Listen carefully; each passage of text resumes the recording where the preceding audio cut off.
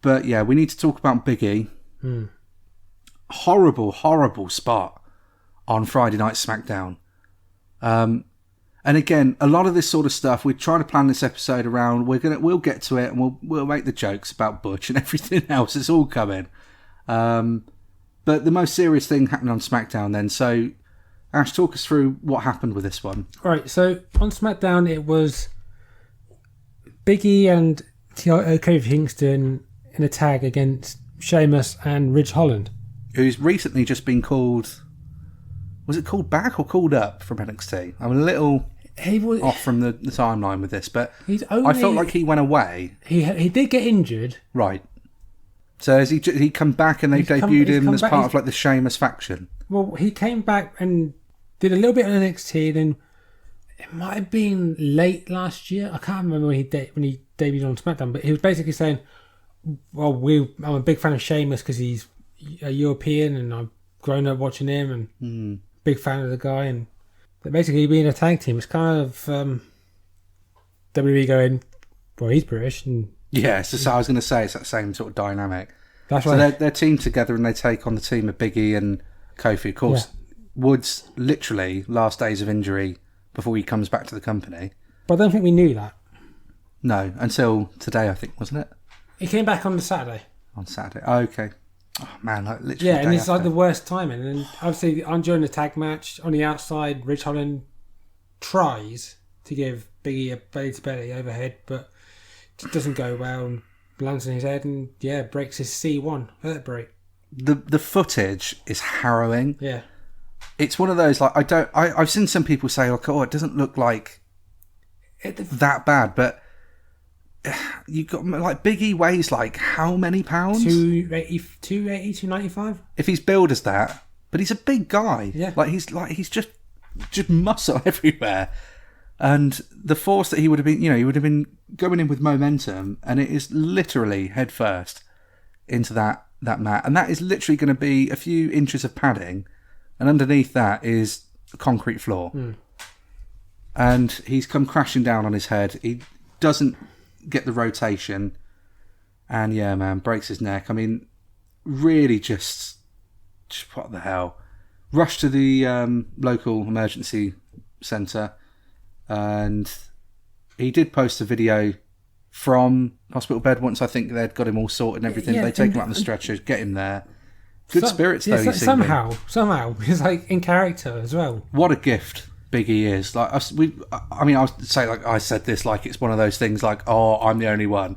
If there's anybody out there that's ever said a bad word about Big E, every company, it seems like every wrestler in every company has said good stuff and like not doing that rivalry thing with, oh, I'm AEW, so nah. The Big E's just a treasure, and the human being, everybody just seems to gravitate towards him, and everyone just loves him. And honestly, it does translate through as a fan. Like, I love Big E, and him winning the WWE title last year was one of those moments where you was just like, oh my god, finally. Like, a genuine feel-good moment, especially from, this isn't the time to rag on WWE for all these things and whatever, but, for a company that I don't feel as really gives the fans what we'd want in this current day and age. That was such a heartwarming kind of moment from within WWE, and it's probably going to mean a lot more now going forwards, because the news is that Big E potentially will not be able to wrestle ever again. No. We should say that it doesn't require surgery, which is, at face value, sounds like that's quite good news. Yeah. But a doctor has, I think it's a former WWE and NFL doctor or something like, you don't come back from this. Cause I just don't know what to make of it, because we have seen people come back before. Austin has come back from a broken neck. Lita, Edge, all these guys, but at the same time, although all kind of at different points, Edge and Lita's a bit closer, but Austin's, particularly Austin's, very different point in time where things were looked at and done differently. I think there's a lot more emphasis, as there should be, on health now. But, it's just one of those, man. It's got to be one of those where it's got to be whatever is best for him. Yeah. To keep him here as long as possible, because we cannot lose Big E. We cannot lose Big E. So if he's got to be, if he's got to step out of the ring, man, so be it. It's a massive shame from a fan's perspective. You can't say it isn't. But the human being behind the persona is more important. So, I mean, whenever it's going to be that he comes back, he's definitely going to still be with the company. I'll have some sort of role. Oh, definitely. Even if it's like an agent type thing. You got to have him on camera. It's like we was just saying about Scott Hall. He's one of those guys that just has that natural charisma, and you get drawn to him when he's on camera and he's talking. Do you know what? I wouldn't mind him being on commentary. Commentary?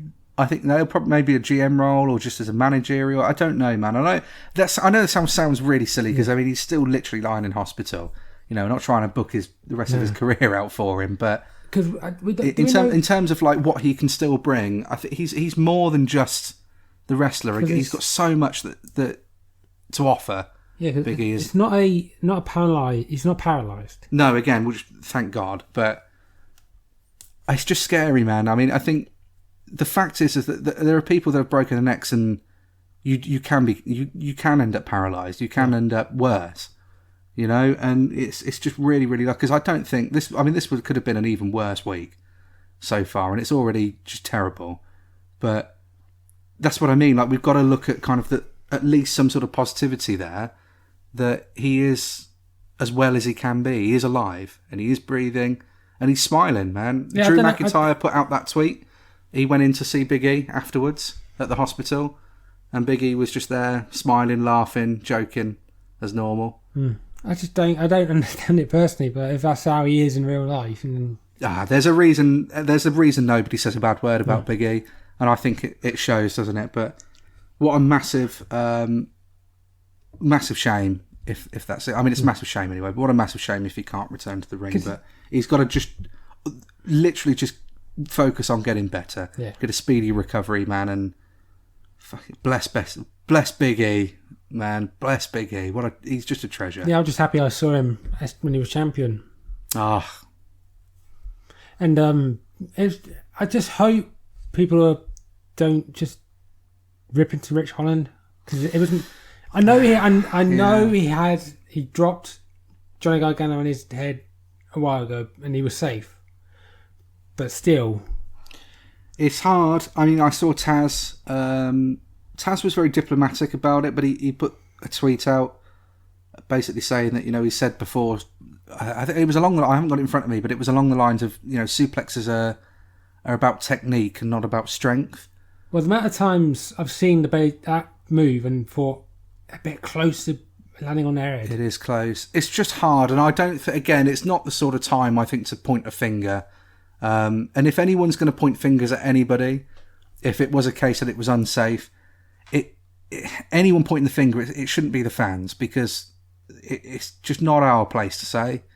It's just not our place to say. We're not in there doing those moves. We're not the ones trained to pull those moves off. If anyone's going to have to give the criticisms, it should be Big E first and foremost, and then everybody that actually works in the industry after. And credit Rich Holland, because he did go to the hospital to see him.